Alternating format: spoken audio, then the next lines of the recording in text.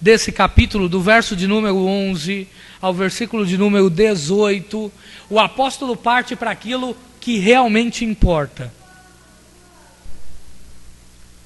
Olhem só o versículo de número 11. Vede com que grandes letras vos escrevi por minha mão. Paulo está demonstrando aqui que a importância do que ele está escrevendo aos irmãos da Galácia deve ser levado tão a sério, de que ele está escrevendo com letras grandes, para evitar qualquer mal entendido nas letras. Geralmente, quando as pessoas escreviam com letras pequenas, para aproveitar o espaço. Paulo está falando, eu estou escrevendo para vocês com letras grandes, para que vocês entendam que o que eu estou escrevendo é importante. E não só isso, eu estou escrevendo com minha própria mão. Eu não estou utilizando ninguém como ele utiliza nas outras cartas. Eu mesmo estou escrevendo, para que não sofra a acusação de que o que eu estou escrevendo sofreu a interferência de alguém. O assunto é tão urgente, o assunto é tão importante, que eu estou escrevendo de forma legível, bem grande, e também eu mesmo não estou utilizando ninguém. O que é que Paulo está fazendo?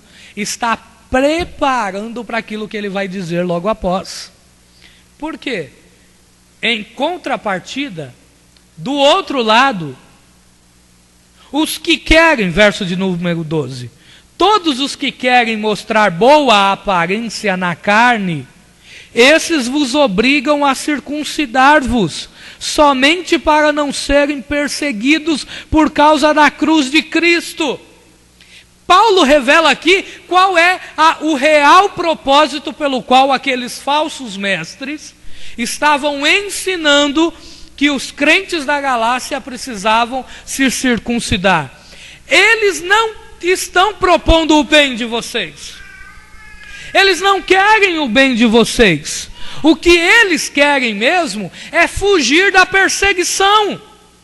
Porque nessa época aqui, a época em que a carta aos Gálatas foi escrita, a igreja primitiva não estava sofrendo perseguição apenas do Império Romano, que ainda estava às portas, mas estava sofrendo principalmente a perseguição dos judeus. E esses falsos mestres, para não serem perseguidos, estavam o quê? Promovendo esse ensino dentro das igrejas, falando, vocês precisam se circuncidar. Enquanto isso, eles eram aplaudidos pelos judeus. Está vendo? Ó? Nós somos cristãos, mas nós pregamos a lei. Paulo revela uma outra coisa importante que os irmãos não sabiam. Verso de número 13. Porque nem ainda esses mesmos que se circuncidam guardam a lei, mas querem que vos circuncideis para se gloriarem na vossa carne. Paulo está falando, olha, eles não guardam a lei também. Eles estão obrigando a fazer uma coisa que nem eles fazem. Quantas histórias nós conhecemos de tantos líderes que impõem um jugo nas pessoas, mas eles mesmos não fazem nada. E deixa eu aplicar bem aqui para nós. Como é que eu quero ensinar para os irmãos que nós precisamos orar, se eu não venho orar com os irmãos? Que sentido há nesse ensino? Como é que um pastor quer ensinar que é preciso participar dos trabalhos, se ele não participa? Como é possível alguém querer ensinar que um pastor quer ensinar que é preciso evangelizar, se quando há evangelismo eu não saio com os irmãos? Que ensino infundado é esse? Jesus, quando queria ensinar alguma coisa para os discípulos, ele mesmo fazia, porque é assim que se ensina. Na empresa, em qualquer outro lugar, não. A pessoa só vai falando. Na igreja, não. A gente faz, porque é assim que a obra de Deus caminha.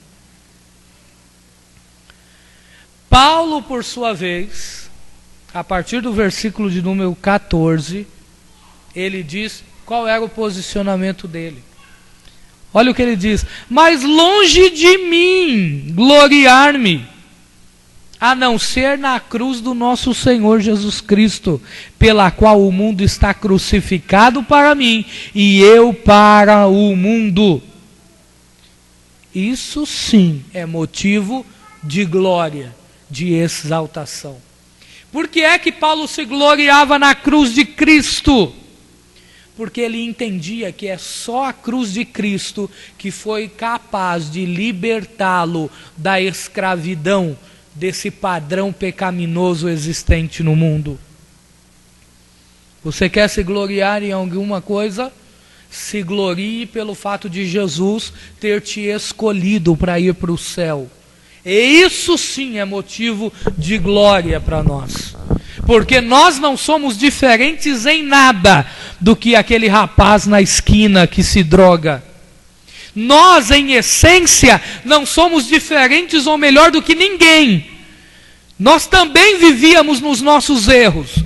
E como para Deus não tem errinho, erro e errão, tudo é pecado, porque Ele é santo. Tanto nós quanto eles estávamos indo para o inferno. E Deus quis nos escolher e nos colocou aqui para o louvor da sua glória. Hoje, nós somos diferentes deles. Mas em essência, nós não merecíamos e não merecemos a salvação. Foi pela sua infinita graça. Paulo então diz no versículo de número 14,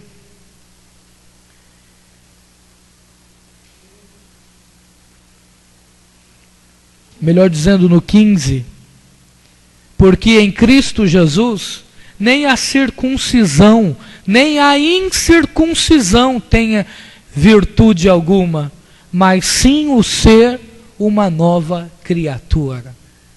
O que é importante então? O que é que realmente importa? É o fato de eu ter nascido de novo. É isso que conta. É isso que vale a pena. No fim das contas, o que vai promover a minha entrada no céu é aquele que está do meu lado, Jesus Cristo. Não é isso que Davi diz no Salmo 23, versículo de número 4? Ainda que eu passe pelo vale de sombra e morte, o Senhor está comigo. É isso que conta no fim. O que vai contar mesmo é se somos lavados ou remidos no sangue de Jesus Cristo. Paulo caminha para o fim. E no versículo de número 16, Paulo expressa o seu desejo de que os falsos mestres parem de perturbá-lo. Paulo estava sendo perturbado porque ele estava questionando a salvação por obras. Então ele estava sendo perseguido por conta disso, pela sua mensagem e pela forma como ele enxergava essa salvação por obras. Paulo então expressa o desejo que eles parem com isso. Paulo estava sendo questionado pelo fato do seu apostolado. Ele estava sendo acusado de não ser um apóstolo de verdade. Lembram de como no início do capítulo ele faz questão de dizer: eu sou apóstolo da parte de Deus e não de homens. Ele diz: parem de me perturbar, e a razão é simples. Versículo de número 17. Desde agora ninguém me inquiete, porque eu trago no meu corpo as marcas do Senhor Jesus. Ele diz então que ele é um servo de Deus de verdade. Verso 18, ele enfatiza então a salvação pela graça de novo. Olha o que ele diz: a graça de nosso Senhor Jesus Cristo seja, irmãos, com o vosso espírito. Amém. Sendo assim, não há razão de duvidar de que nós somos salvos exclusivamente pela cruz de Cristo. Paulo deixa bem claro nessa epístola de que não há razão para ninguém depender dos seus próprios esforços. É preciso confiar e depender de Jesus. Porém, a graça nunca promove a desgraça, nunca promove a libertinagem. É preciso ter uma vida de santificação na presença de Deus e deixar que o Espírito Santo controle a nossa vida. É preciso deixar o Espírito Santo tomar conta de nós. Essa nova criação, então, foi muito bem explicada no último domingo pelo nosso irmão Vitor, quando ele disse que quando nós estamos em Cristo e somos nova criatura, essa expressão é similar à expressão de Gênesis 1, quando Deus vai dizendo: haja luz, haja terra, haja nuvens, haja animais. Da mesma forma, quando nós nascemos de novo, a ideia de Deus, o propósito de Deus é que haja em nós o fruto do Espírito Santo. Haja amor, haja mansidão, haja paz, haja alegria, haja benignidade, haja longanimidade com todos aqueles que são da família da fé e com todos os homens. Vamos em pé, meus irmãos. Que Deus abençoe a todos